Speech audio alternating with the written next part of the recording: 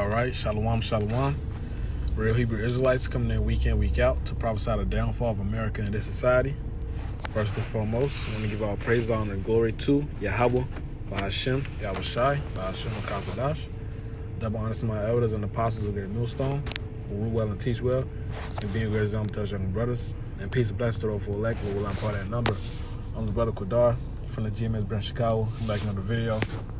All right, this video is going to be entitled something the Lord has been forcing me to understand, or something the Lord has been drilling in my head.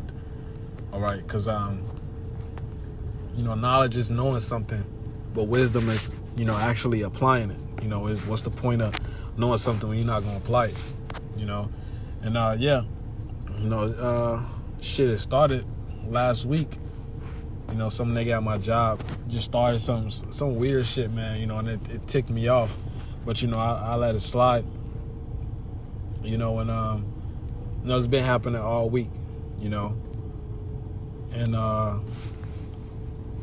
just yesterday, all right, my woman, wicked ass brother, try some weird ass shit, some goofy ass shit, man, but the Lord gonna fight our battles, man. Ain't no point to get carnal with these niggas, because really we suffering right now. We crying now to laugh later, so these niggas can laugh now to cry later. All right, and let me get this. As a matter of fact, I'm gonna get this 2 Samuel first, kind of just start through the spirit. 2 Samuel 16.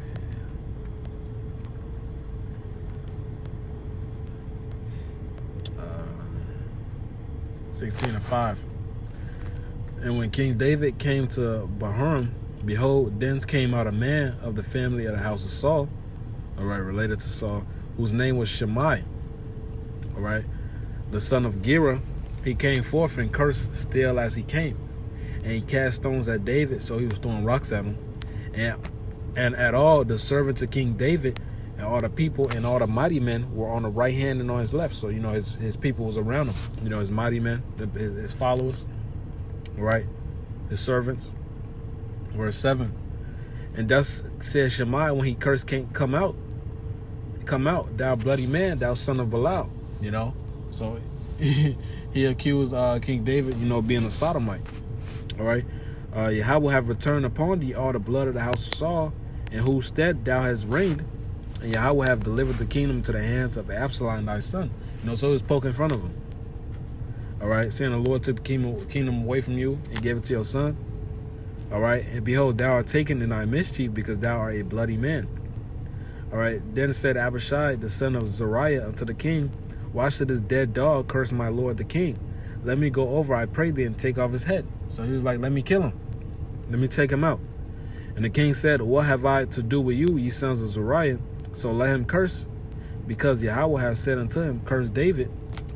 Who shall then say, wherefore hast thou done so? And David said to Abishai and to all his servants, behold, my son, which came forth of my bowels, seeketh my life.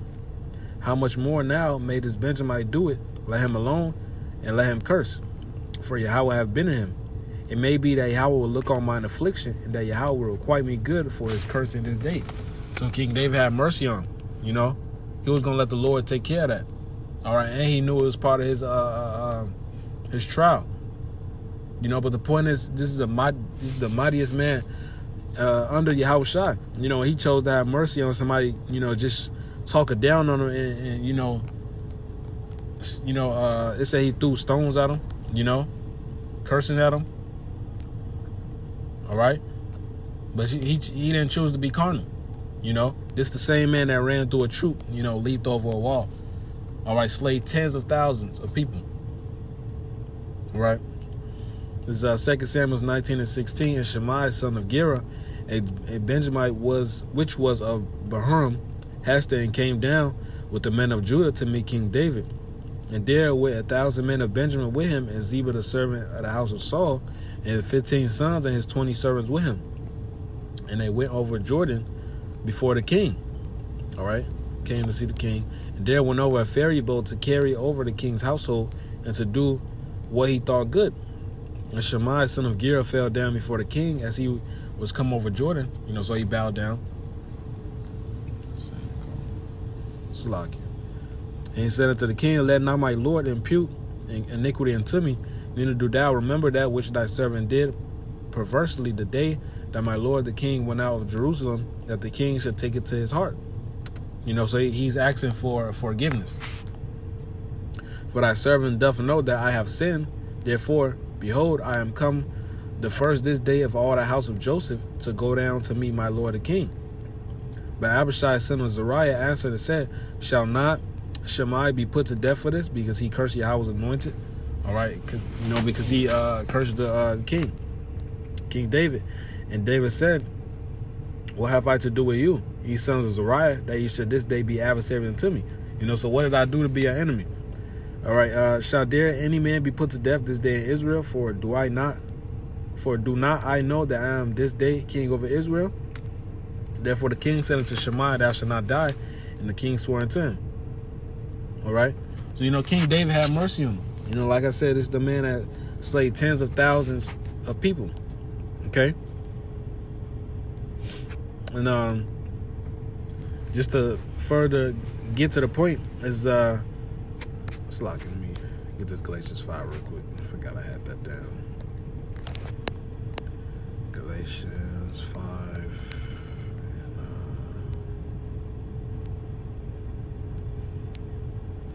and 10. I have confidence in you through the Lord, that ye will be none otherwise minded, for he that troubleth you shall bear his judgment, whosoever he be. So whoever fuck with you gonna get their judgment. The Lord gonna handle that. All right. Let me read this piece up real quick. She bears. 2 Kings 6 and 2 Kings 2 and 23. And he went up from thence unto Bethel. And as he was going up by the way, there came forth little children out of the city and mocked him, and said unto him, go up, thou bald head, go up, thou bald head, making fun of him. And he turned back and looked on them and cursed them in the name of Yahweh. And there came out forth 2 she-bears out of the wood, and 40 and 2 children of them, man. All right, killed 42 of their ass, man. All right, and they was talking shit about his bald head. All right. So and these niggas trying to put hands on us, man. Hey, they gonna get their judgment, man. It's that simple. All right, just for making fun of them. Scripture talks about offending the Lord's little ones. All right, but give me a second.